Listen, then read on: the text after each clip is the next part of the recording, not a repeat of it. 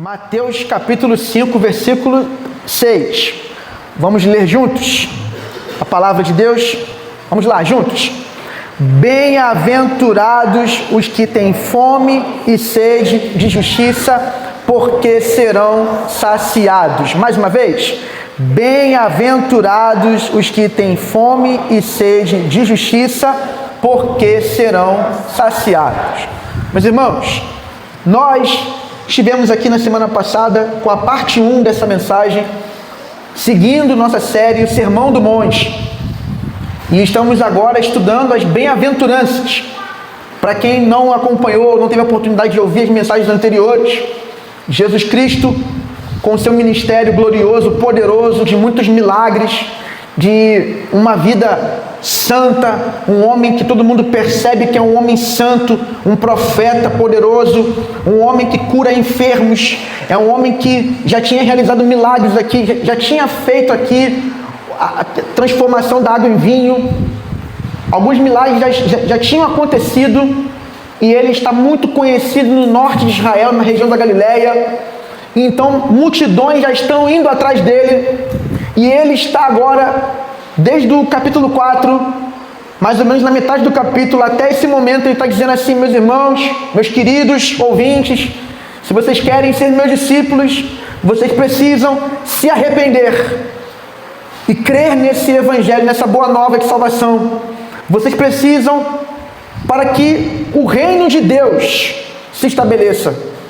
O reino de Deus não é um reino de visível aparência, não é um reino político, geográfico, não é um reino material, pelo menos não nesse tempo.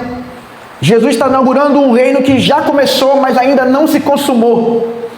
Esse reino começa dentro das pessoas. Lá em Lucas, ele vai dizer que muitos vão perguntar sobre o reino, mas na verdade ninguém vai poder dizer está ali ou está acolá, porque o reino estará dentro de vocês, dentro dos discípulos. E o reino de Cristo já começou. E começou sobre quem primeiro? Sobre a igreja, sobre nós. Diga assim: sobre nós. Então Cristo já reina, e já reina dentro de nós, já reina entre nós.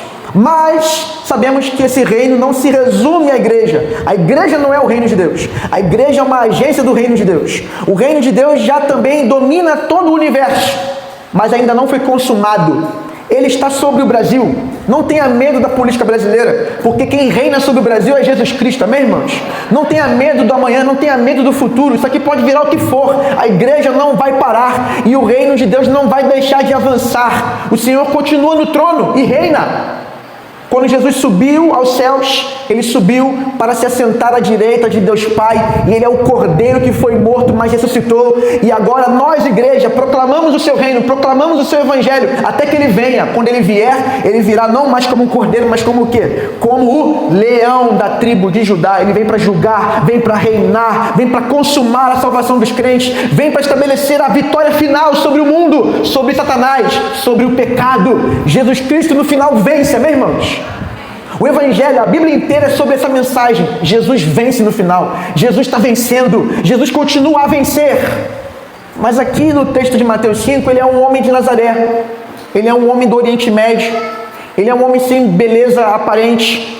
Ele é um homem sem riqueza material, sem influência política. Ele não é um homem que fica em Jerusalém, no Sinédrio, debatendo com os teólogos, doutores. Ele fez isso uma vez só, quando criança, com 12 anos.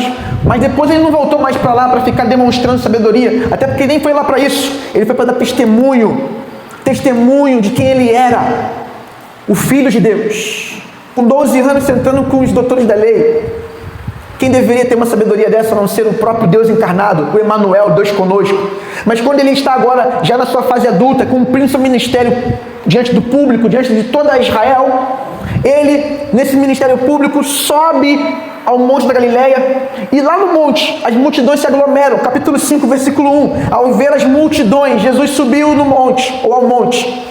Ele se assentou e os seus discípulos se aproximaram dele. Então lá já haviam, os discípulos.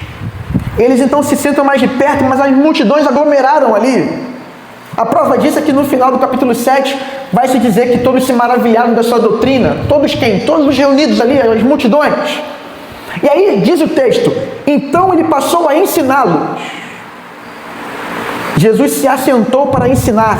Eu falei isso no primeiro sermão, no segundo, que esse assentar era o rabino, o líder religioso, o mestre de Israel, para ele ensinar. E não fazia igual eu ficava de pé, ele sentava. Então era um ato solene. Agora eu vou começar a pregar, a ensinar. E o que ele vai ensinar? Sobre o reino de Deus. O livro de Mateus é sobre o reino dos céus, ou o reino de Deus, são sinônimos, é a mesma coisa. Por quê? Porque o judeu não cita o nome de Deus, o nome hebraico original de Deus. É um nome impronunciável, um nome santo, que não pode ser tomado em vão, como está lá em Êxodo 18, nos 10 mandamentos. Então o judeu, Mateus escrevendo para esse público esse livro, ele fala reino do céu porque céu e Deus são semelhantes, são sinônimos na literatura judaica e na cultura judaica. Então ele está proclamando o reino. Ele começa dizendo no versículo 3, bem-aventurados. Então ele começa falando das bem-aventuranças. Bem-aventurados os pobres em espírito, porque deles é o quê? O reino dos céus. Pedi pro meu, como é que é? Multimídia, midianita, né? É um midianita aquele ali. Para poder colocar o versículo 3, para quem não está com a Bíblia na mão. A gente tem uns jovens midianitas também, que arrasam. Glória a Deus por isso. Então, existe uma bem-aventurança, ou uma beatitude, ou uma bênção. Podemos traduzir bem-aventurado como feliz, mas é pouco. Já explicamos isso aqui nas mensagens. Bem-aventurado aqui é o quê? É quem é? Será que alguém anotou e gravou isso, gente? Vou ter que fazer... Alguém falou aí, aprovado por Deus. Bem-aventurado é aquele que é aprovado. É aquele que é abençoado. Tá certo?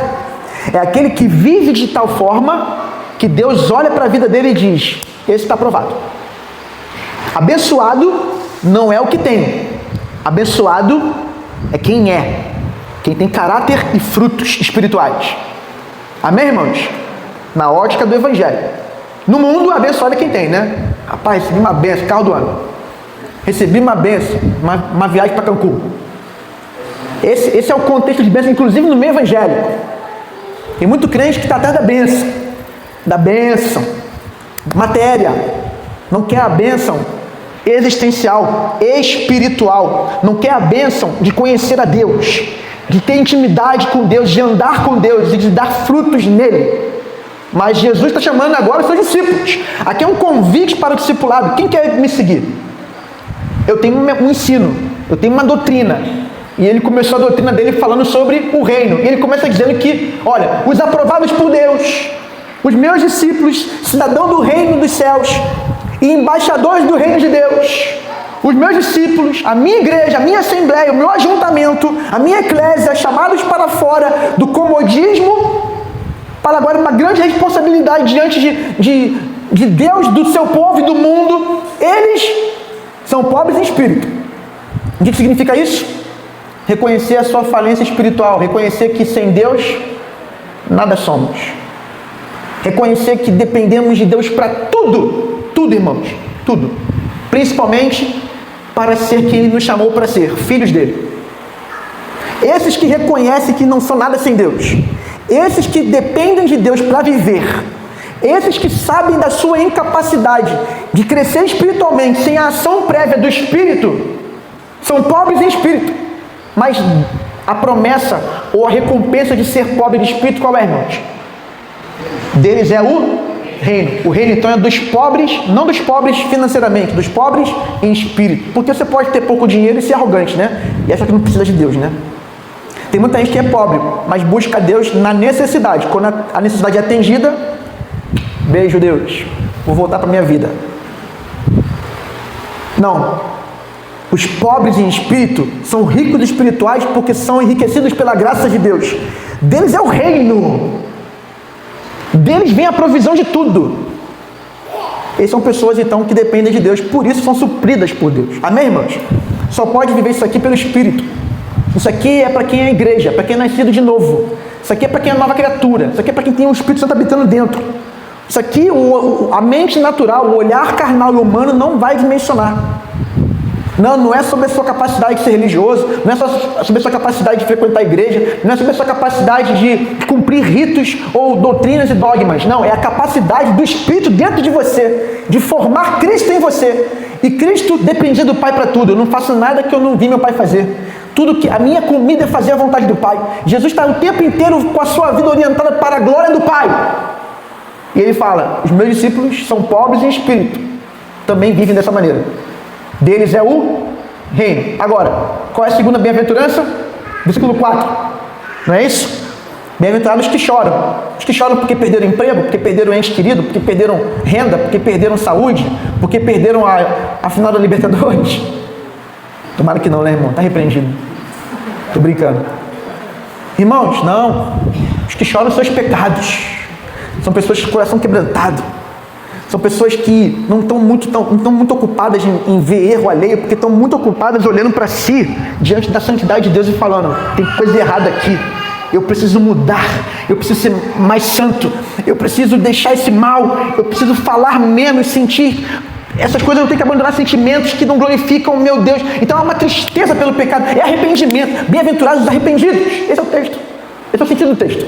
Os que choram aqui choram um choro espiritual, choram pelo pecado que cometem e choram pelo pecado do mundo.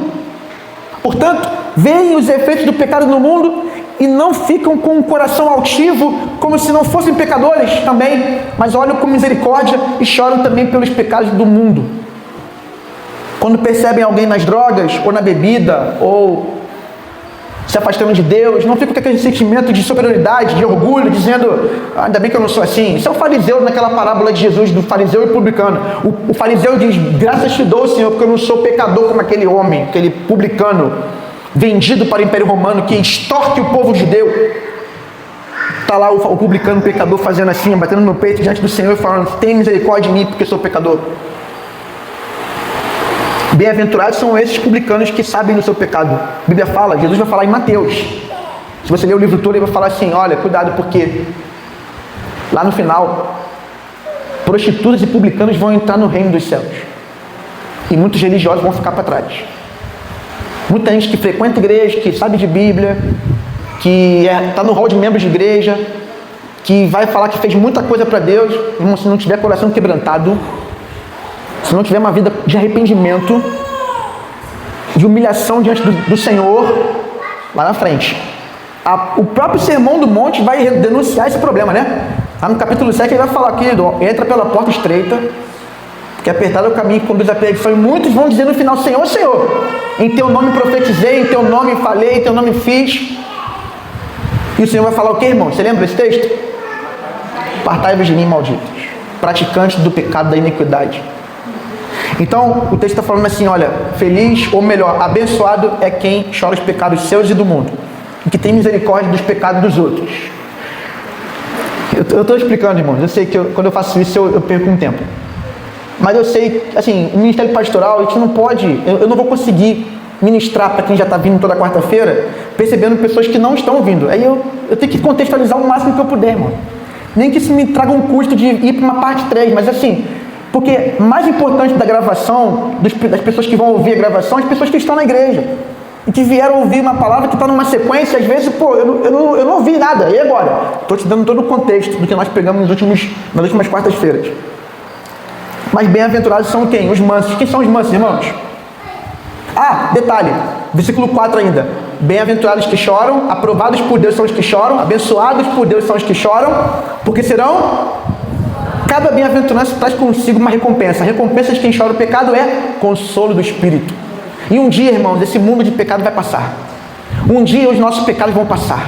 E Deus vai enxugar do nosso olho toda lágrima. E nós vamos viver a alegria eterna na presença de Deus. Amém? Quem crê nisso? Agora, estamos ainda chorando. Bem-aventurados os mansos, por quê? Versículo 5. Bem-aventurados os mansos, porque herdarão a terra. Quem é manso aqui? Resumidamente, quem tem firmeza de caráter. Manso aqui não é frouxo, não é covarde, mas manso aqui também tem uma outra característica muito profunda, dentre várias que eu falei aqui na mensagem. Você vai ter que ouvir lá também, né? Algumas coisas tem que ir lá para poder aprofundar. Manso é aquele que sofre injustamente e não devolve a ofensa recebida. Amém? Manso é aquele que tem autocontrole, que é fruto do Espírito. Quem é cheio do Espírito? Quem canta alto, quem ora com veemência, quem pula, roda, quem sente o fogo arrepiar, É esse que é o cheio do Espírito? Não, o cheio do Espírito é cheio do fruto do Espírito. Cheio do Espírito é cheio de Jesus. E ser cheio de Jesus é ser cheio de amor, alegria, paz, paciência, amabilidade, bondade, fidelidade, mansidão, domínio próprio. Expliquei aqui que tudo isso aqui é junto. Não é, Senhor, eu tenho mansidão, mas domínio próprio... Não, irmão. Uma coisa não acontece sem a outra. Para ser manso tem que ter domínio próprio. Porque você vai sofrer injustamente e não vai revidar. Como alguém vai falar mal de você por trás e você vai descobrir isso e não vai fazer nada? Sendo cheio do Espírito. E esses são aprovados por Deus. Bem-aventurados são os mansos, porque eles herdarão a terra. Irmão, quando eu descobri isso na minha vida no trânsito melhorou demais. Porque, meu irmão, o povo vira e não dá seta. Irmão, o motoboy só passa agora pela direita, irmão. O motoboy só que agora eles oficializaram que a direita pode ultrapassar. O cara passa no fino ali, cara. Não há educação no trânsito do Rio de Janeiro. E eu tenho aprendido que algumas guerras não são minhas. E eu vou falar para você, quando eu fiquei um pouco pé atrás para ser pastor, porque eu era ovelha. E eu sabia como é que era essa situação de, rapaz, ovelha dá trabalho para pastor, irmão. Eu vou ser pastor para o povo ficar falando mal de mim. Mas, irmão, o que eu era ano passado? Ovelha. O que eu estava às vezes em casa falando com a Thalita? O pastor também. É normal. É normal. E aí o Espírito Santo foi mostrando para mim na palavra, meu filho, você é modelo para os fiéis. Você tem que ser padrão de mansidão. Está lá nas qualificações de 1 Timóteo 3, do 1 ao 7, está lá. Tem que ser manso. Tem que ser inimigo de contenda. Tem que ser cordato. Sabe o que é cordato? Cordato é uma pessoa cordial, gentil, uma pessoa que promove reconciliação, que não gosta da confusão. E é um trabalho do Espírito na minha vida, eu vou te falar, porque eu cresci aprendendo que era virtuoso ser brigão. Deixa eu contar uma rápida aqui. Minha última briga foi no ano 2000 ou 2001. Eu tinha 15 anos de idade. Eu estava na Fitec Quintino. Coisa linda. Irmão, e era difícil demais daqueles jovens lá. E eu também era difícil. Irmão, deixa eu contar uma. Minha última briga foi com um lutador de jiu-jitsu. E obviamente eu apanhei. Você esperava o quê? Mas foi assim, ó. O cara me deu um chute do nada. E eu falei, eu sou menor, ele é 2 de mim, mas eu sempre fui muito orgulhoso, então eu falei, não tem esse negócio não, parceiro. Vai ter que me matar então. Olha aí, olha que loucura. Ele me chutou, eu chutei. Ele devolveu, eu dei de novo. Ele me deu mais uma. Eu cheguei a fazer a cena do Bruce Lee, irmão. Cheguei a fazer aqui, fingi, ele não esperou. Na terceira, eu pá, dei o chute mais forte nele. Aí ele, então vamos lá. Quando ele fez isso aqui, meu irmão, quando ele armou uma base, eu descobri que ele não estava só de vista, não, ele fazia vale tudo. Ele disputou na Argentina no campeonato. E ele já me fingiu fazendo uma coisa, jogou, eu nem via a mão dele, que eu fiz assim, ó, tum. Daqui a pouco minhas pernas, que ele pegou embaixo e me jogou na baiana para baixo. Bluf. Montou em cima. Quando ele montou em cima, eu olhei para ele, falei para ele, mas você é lutador, aí é fácil.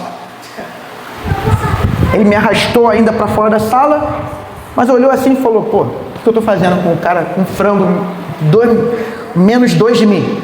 Desistiu. Passou alguns dias, me encontrou com os populares da Fitec lá na hora do recreio, na hora do intervalo lá, me elogiou, falou, ó, esse aí, ó, esse é corajoso.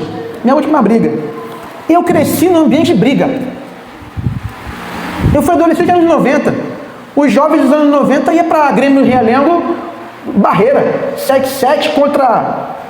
Eu não fui porque eu era pequeno para isso, mas a gente fazia barreira entre a gente. Eu lembro de fazer barreira na rua. Carumbé contra a Rua da Alvorada. O pessoal que é de Realengo ali, sabe o que é Carumbé. Coisa vergonhosa. Eu era da violência.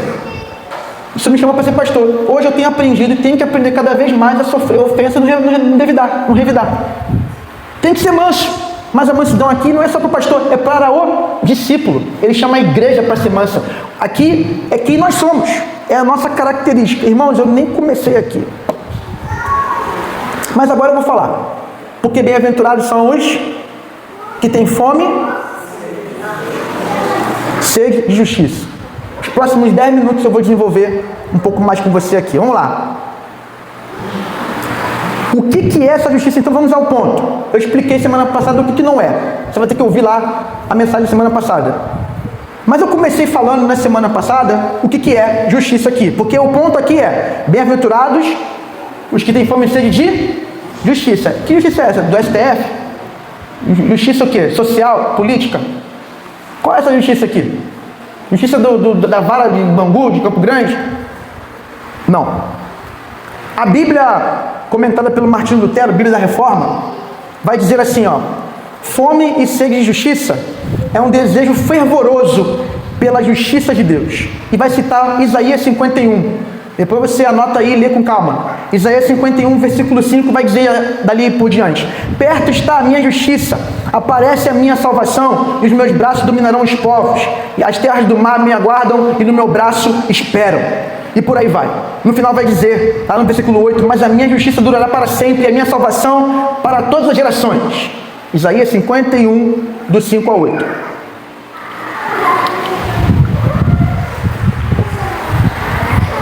A justiça do homem falha.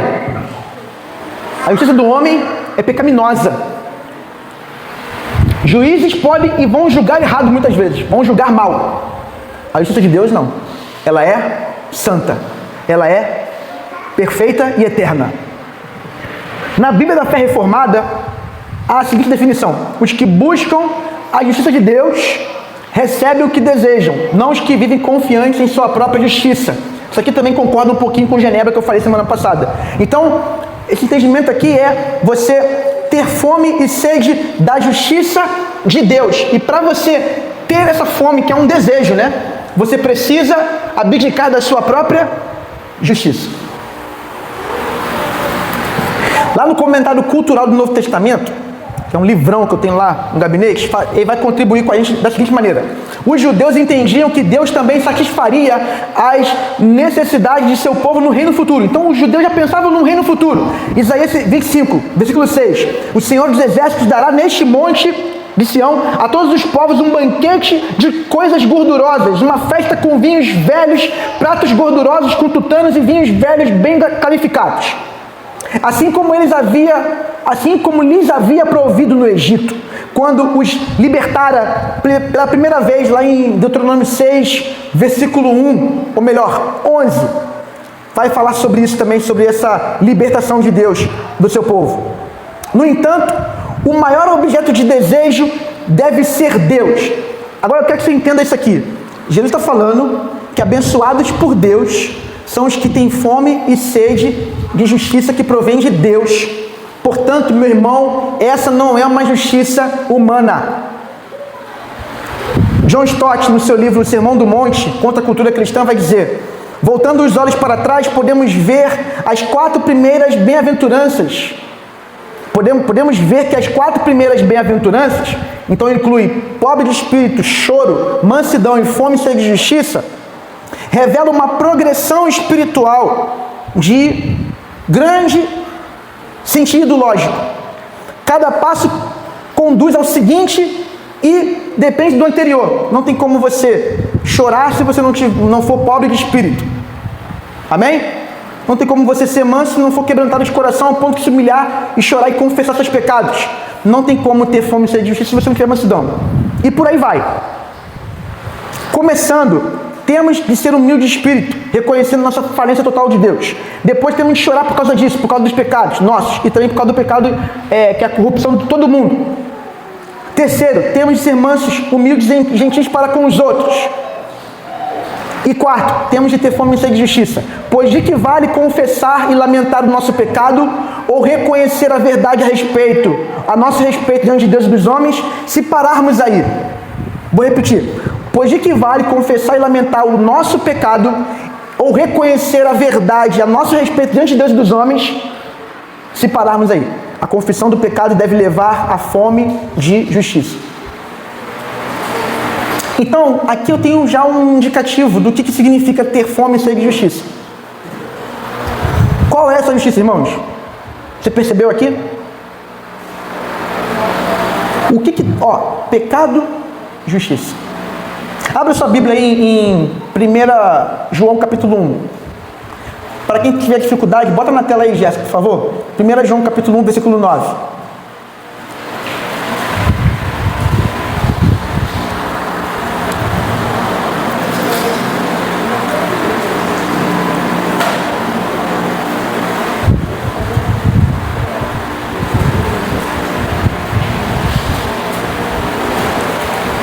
João 1, versículo 9 diz: se confessarmos os nossos pecados, Ele é fiel e justo para nos perdoar os pecados e nos purificar de toda injustiça. Injustiça e pecado aqui tem a ver com a mesma coisa, pecado. Então, grava aí que eu vou te falar. A palavra justiça, nesse texto de Mateus 5, versículo 6, é gikaiosine, que significa integridade, inocência. E ela tem um equivalente hebraico. Lembra que eu falei para vocês que a mentalidade de Jesus não é a grega? Ainda que o texto esteja no grego, ele pensa como um judeu. A palavra hebraica para justiça, que é a que ele usa no sentido desse texto, é sedaká, que significa retidão. Então, bem-aventurados aqueles que têm um desejo profundo por integridade e retidão. Portanto, bem-aventurados aqueles que têm fome e sede de não apenas serem justificados por Deus, perdoados por Deus, pela obra de Jesus Cristo, mas também por aqueles que têm fome e sede de serem santificados por essa mesma ação de Cristo, pelo seu Espírito. Portanto, irmãos, o que Jesus está falando aqui é que aprovado por Deus é quem tem fome e sede de santidade, de uma vida que cresce em santidade, fome e sede de Deus. Lá em Salmo 42, versículo 1 vai dizer: assim como a corça anseia pelas águas, assim a minha alma deseja, suspira por ti, ó Deus. A minha alma tem sede de Deus, do Deus vivo. Os discípulos têm fome de Deus, sede de Deus. Os discípulos, os cidadãos do reino, os representantes do reino, são marcados por uma fome, um desejo ardente por ser mais parecido com Jesus. E a vida de Jesus é totalmente orientada por agradar e fazer a vontade do Pai. Ele disse para os discípulos em João capítulo 4: eu tenho uma outra comida para comer, que não é pão, mas sim fazer a vontade do meu Pai que está nos céus. A fome de Jesus era obedecer a Deus. A fome de Jesus era ser santo. A fome e a sede dele, fome e sede são expressões de profundo desejo humano. Irmãos, hoje eu abdiquei de comer voluntariamente, não é jejum não. Porque jejum para mim não tem que divulgar. Só tomei café. Fiz isso voluntariamente.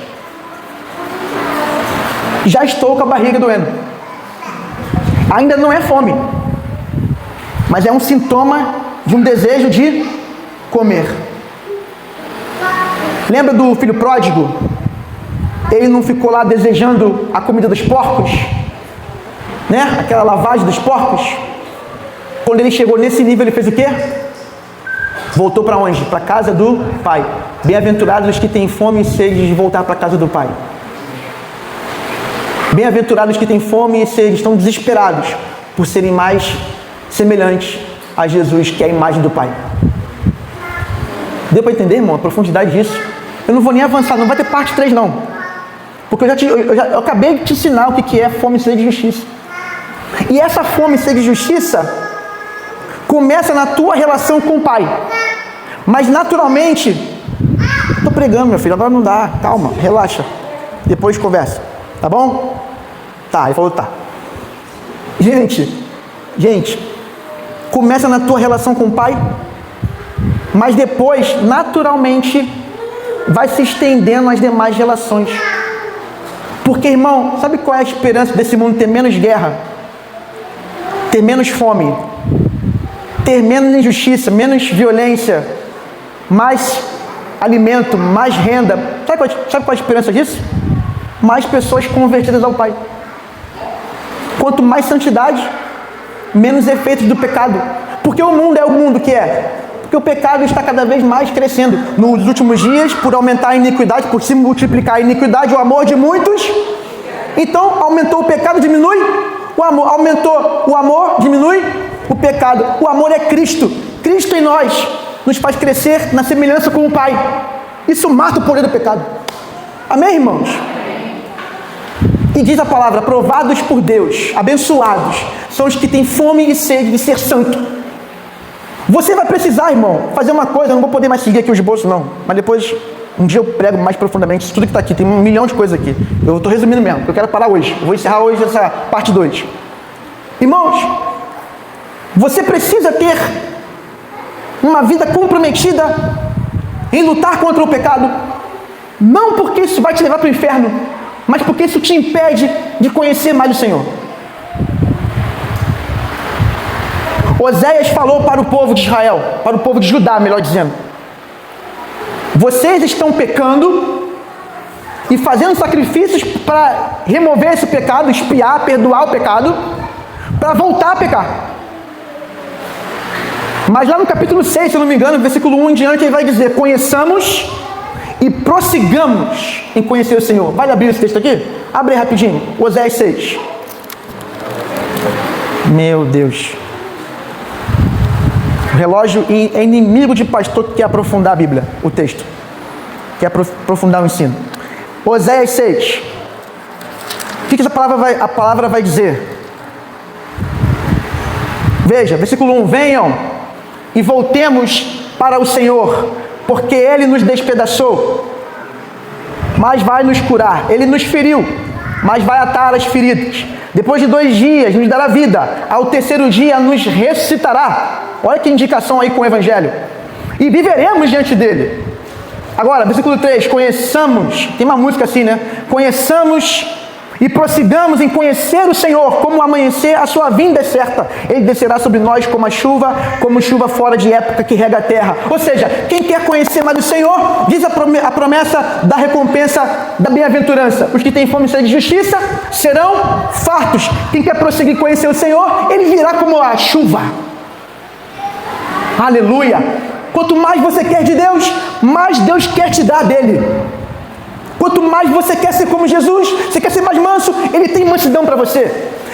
Ele tem pureza para você. Ele tem misericórdia para comunicar o teu coração. Ele quer renovar a tua alma. Ele quer mudar as suas relações. Ele quer mudar o teu olhar para a vida e para o mundo. Ele quer te encher dele para que você seja uma pessoa que vive diante de Deus. Uma vida agradável a Deus. Bem-aventurados, abençoados, aprovados por Deus, aqueles que têm um compromisso profundo com santidade, um compromisso profundo com a semelhança com Cristo, com santificação.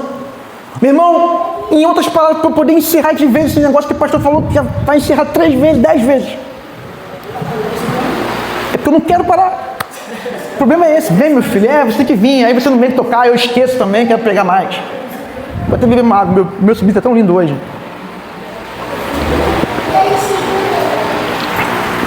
Irmão, para terminar. Feliz. Feliz não é aquele que se embriaga. Não é aquele que chega ao ápice do prazer sexual. Não é aquele que junta muito dinheiro. Não é aquele que vence debates. Não é aquele que manda e desmanda e que dá sempre a última palavra. Feliz não é aquele que vive anos com rancor no coração. Feliz, abençoado, não é gente que as pessoas ficam admirando só pela aparência externa. Aprovados por Deus são aqueles que conseguem encontrar pelo poder do Espírito prazer em ler a Bíblia e orar. E dizer não para uma série de desejos pecaminosos que nos roubam da possibilidade de conhecer o Senhor. E prosseguir. Porque Israel, Judá, conhecia e parava. Aí eu obedeço.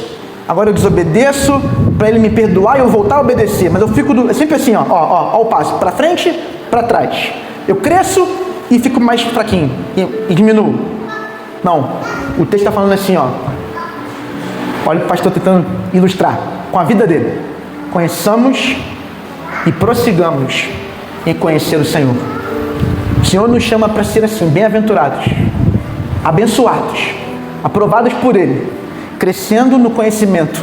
Paulo vai dizer, não que eu tenha alcançado, mas uma coisa fácil, deixando para trás as coisas que já foram, eu avanço para as que estão diante de mim, prossigo para o alvo, o prêmio da soberana vocação de Deus em Cristo Jesus. E o prêmio é conhecer o seu amor, a largura, a altura, a profundidade, as dimensões, conhecer e participar dos seus sofrimentos e provar da sua gloriosa ressurreição. É o desejo ardente de Paulo. Ele fala, nós não somos perfeitos, mas nós já estamos caminhando num caminho de aperfeiçoamento. Aquele que começou a boa obra é fiel para completá-la. Você não é perfeito nem eu, mas em Cristo Ele já removeu nossa culpa. Nós somos agora perfeitos, sendo aperfeiçoados para atingir a perfeição total no dia de Jesus. Amém. Porque senão eu não vou parar. Quem quer ser bem-aventurado aqui essa noite? Quem quer ter fome e sede de justiça? Irmão, sem isso aqui não há saciedade, não há satisfação. Aí, se você não saciar a sua sede de Deus, você vai saciar a sua outra sede. A sede do mundo. A sede da carne. A sede das ofertas do diabo. Só que nada disso aí vai te satisfazer. Mas santidade alimenta a nossa existência e nos faz viver como cidadãos do reino dos céus. Discípulos do Mestre. Aqueles que vão reinar em vida e vão reinar com Ele para sempre. Você recebe essa palavra, irmãos? Quem recebe essa palavra, diga glória a Deus. Vamos ficar em pé em nome de Jesus.